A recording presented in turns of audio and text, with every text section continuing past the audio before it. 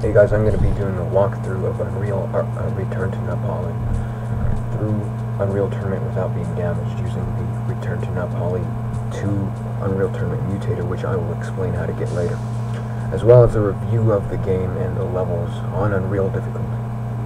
This is actually why the credits are still in the Unreal menu font. It's because you have to change it in the Unreal Tournament INI configuration file. So let me just give you the intro.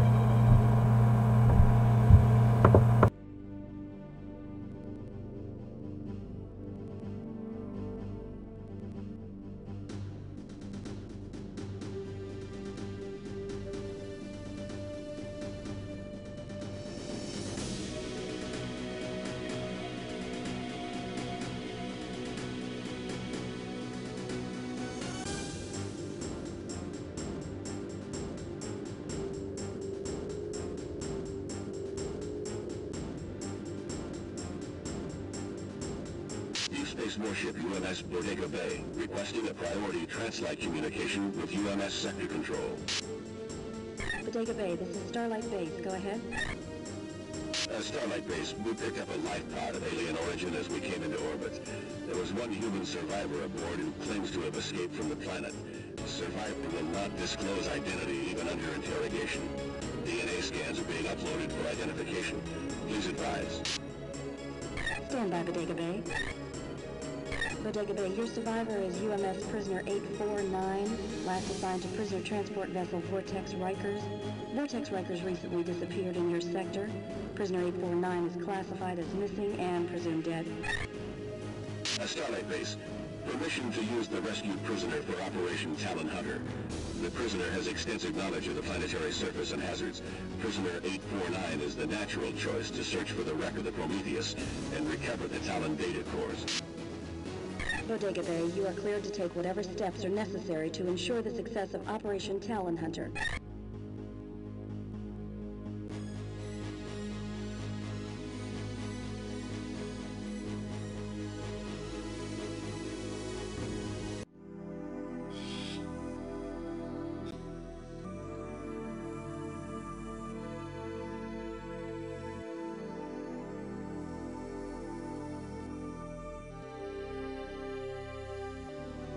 It's funny how it's showing all the areas that used to be in the original Unreal. Unfortunately, you can't return to these same areas, so I don't see the necessity really of showing all this.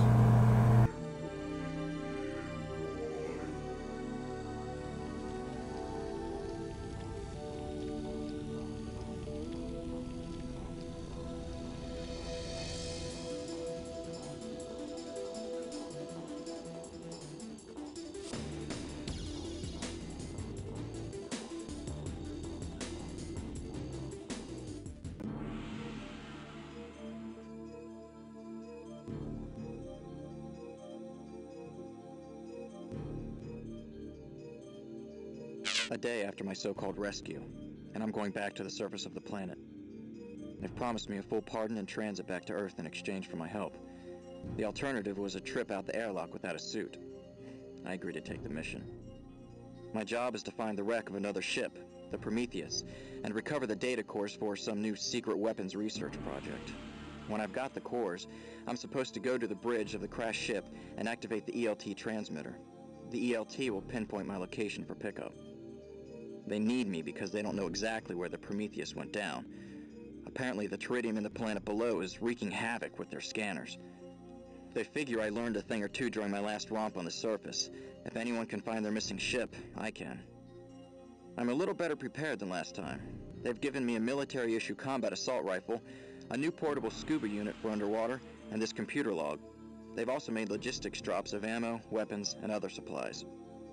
So, I did it before and I'll do it again. But it won't be easy. They call this a salvage mission. I call it a return to hell.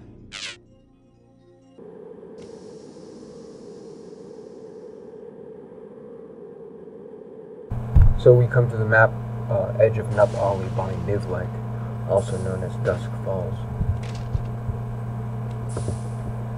Anyway, regarding the plugin or mutator, which you can get in the link on the information box of this video or at oldunreal.com, It's basically a little mutator that sets up information from Pali to Unreal Tournament so you can play Pali on Unreal Tournament.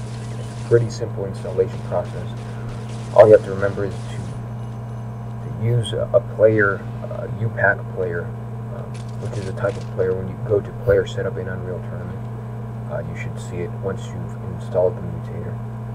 And just remember to read the README of the mutator file, because there are two things. One is optional that you have to do to play it successful. One is to modify the console type, and this is all using or editing the Unreal Tournament INI file. The other is to modify the font path, which you don't really need to do. As you can see, this is not the same thing as old school AMP, as you just saw there, which is partly a good thing. This has its own load and save system that works quite well. The problem with old school AMP is that it has some weapons modifications that are odd and annoying. So this is the good thing about using a more simplified, non-regulatory mutator. The problem with old school AMP is that anything that doesn't, any game type used in any map that the mapper wants to use with it has to be under the old school AMP single player 2 game type or a co-op 2 game. You know, I don't really understand the necessity of that, but oh well. Now return to Pali, excuse me, or Mission Pack 1 for Unreal has a great amount of difference in presentation. It may not look like such if you're simply going through the game, or you're just a casual player, but hear me out. If you haven't seen my review and walkthrough of Unreal 1, I'd just like to point out how much more storyline there has been written regarding the plot of this game, compared to the original Unreal, wherein the main character does not talk whatsoever, which isn't the base of the problem, by the way. It's just there's really no means in Unreal 1 to convey a thoroughly planned storyline. In Unreal Return to Pali, there is an intermission between every map. That's a huge difference.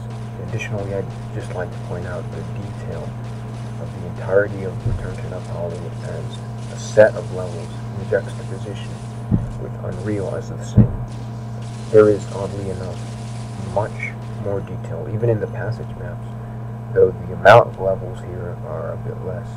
Yes, it is unfortunate that there are more passage maps throughout Return to Pali, but what can you do about that?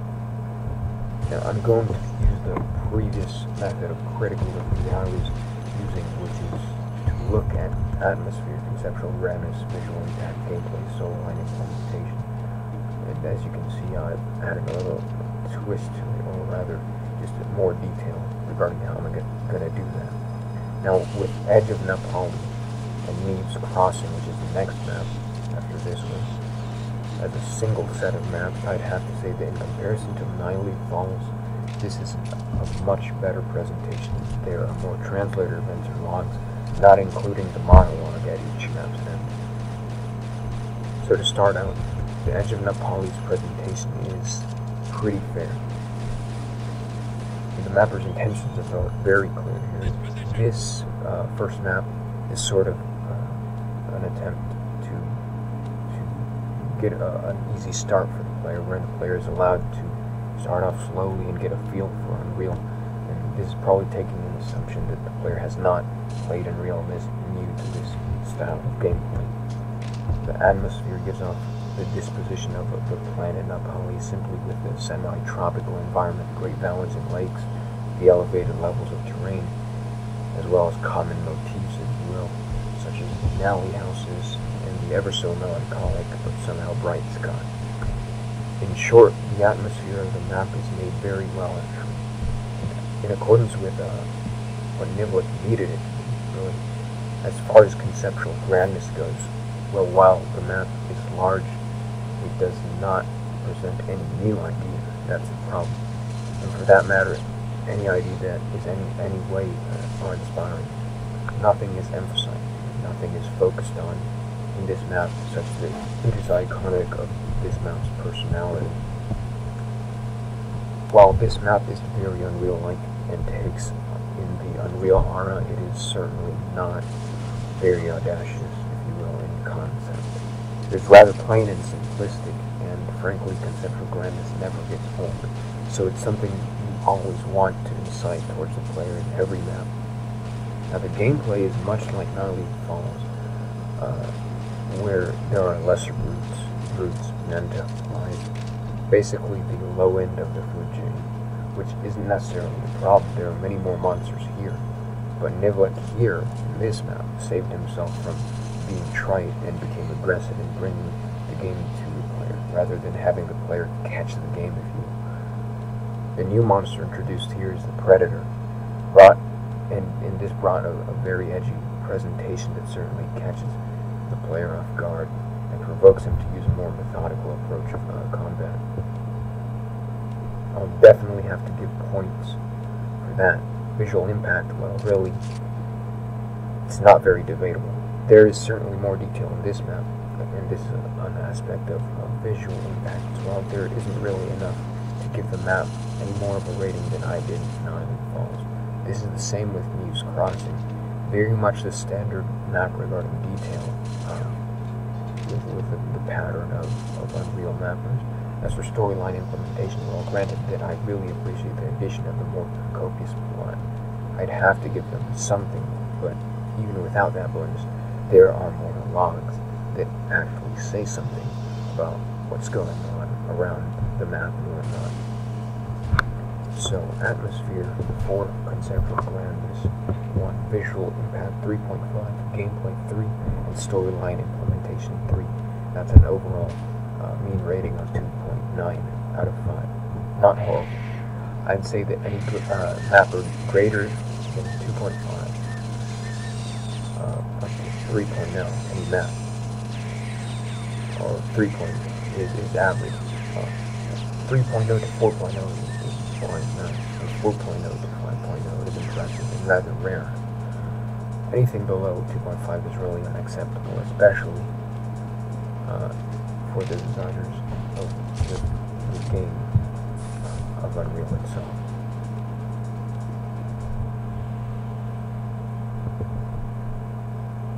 Now, just a few things I'd like to point out about the Predator. The Predator fight, as you just watched, is very much a kiting fight. You have to drag them everywhere to not get damaged. And there's a bit of an oddity regarding the combat of the Predator, because it doesn't necessarily attack you once it bumps into you. It has to stop, and it has really coming in contact with you for more than just less than a second, it seems. So that gives you an advantage as long as you drag them all around it, as long as you do not bump into the corner. And even then, you might be able to exploit them. But as long as you don't do that, you should not really be damaged at all. Having said that, if you're more casual player, you have a different of shooting, firing, and maintaining accuracy while you are moving, then this is going to be very difficult for you. And you should probably use more heavy weapons, which you can probably find all around the map. I just went through because it's really not necessary to go through all the bonus areas, if you will, because there isn't really anything worth acquiring there, with the exception of what I just said. One more thing I'd like to point out about simply Muse Crossing, the map itself.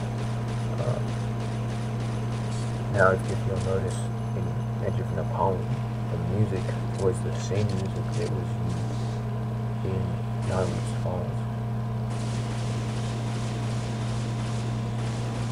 Now, as you just saw, music is in some ways, in all these effects, sort of all-around atmosphere of the map, so it is a factor in viewing, analyzing, and criticizing the map.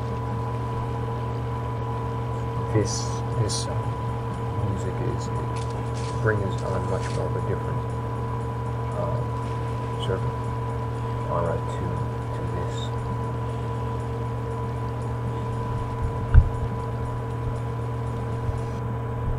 Map.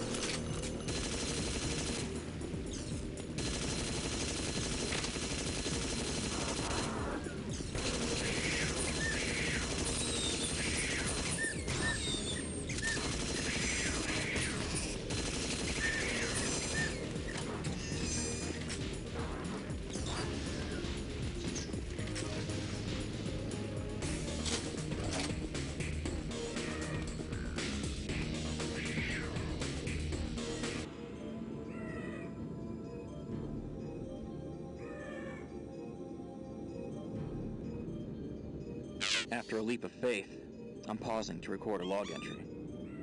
I'm still shaken up after running into the Scar and their filthy minions. I guess I thought I'd seen the last of them when I killed the Scar Queen on the mothership. It seems like an eternity ago. Is there another colony nearby? Where are they coming from? This is like a recurring nightmare. Still no sign of the Prometheus. Time to move on.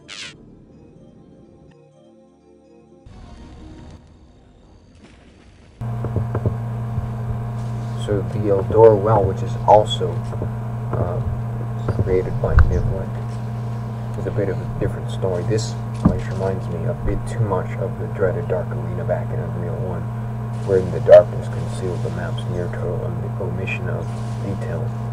While this map, while looking at it as a whole, is not badly crafted, its repetition of the same or excessively similar locations is a bit disgrunting. The atmosphere is a bit confusing, looking at the environmental and musical components of this, because at times it is dark and presents an understandably dark mood, but it travels from this mood to a totally contrasting location while continuing to motion that sort of mood to the player. In other words, the atmosphere is using the map's personality is too insecure, if you will, so to speak. In terms of conceptual grandness, well, you know the deal with this equation. Hallways plus hallways equals fail. The player in no sense is getting anywhere more so mentally through this sort of cliche of rush mapping that involves the duplication or repetition of similar locations. What this has to do with conceptual grandness is that there is essentially no memorable, let alone presentable point in the map where the player is at any moment being impressed. There is not one iota of effort placed into any sort of awe and visual space here. As for detail, well, really it's not really a factor, because there is little. It's clear that this map was rushed. Likewise, story implementation is not much of a factor, but considering that the map is mostly or basically entirely a waterwork system, you can't get much information from it. Now the gameplay is quite alright. This list do a good job of challenging the player and forcing him to improvise in some way, and the narrow fighting areas make it more challenging as well. So atmosphere, I gave it a 3. Conceptual grandness, 0. Visual impact, 2. Gameplay, 4.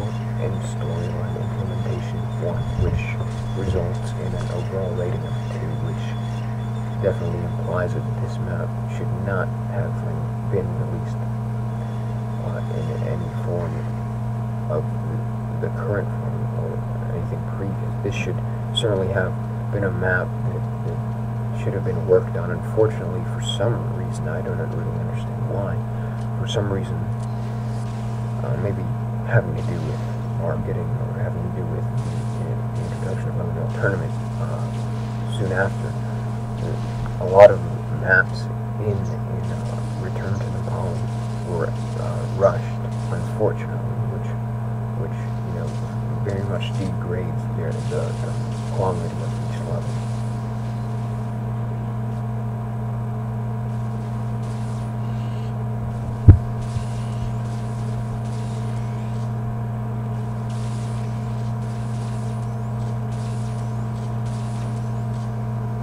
That was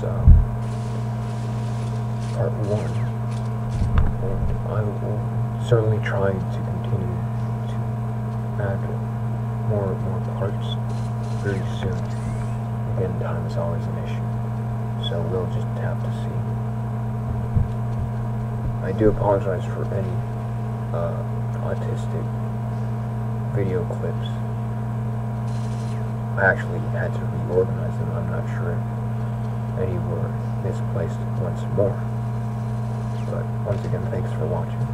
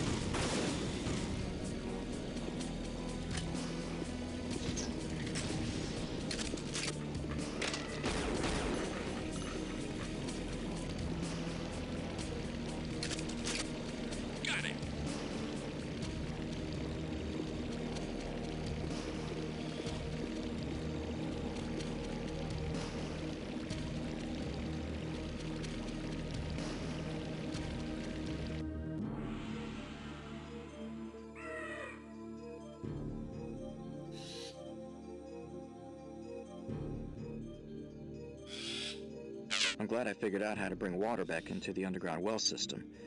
The Nolly won't die at first, and it's a good thing the scuba gear works so well. I wouldn't have made it without the new equipment. As much as I hate being back here, I have to say it was good to see the Nolly again. I believe I'm getting closer to the Prometheus. I can feel it.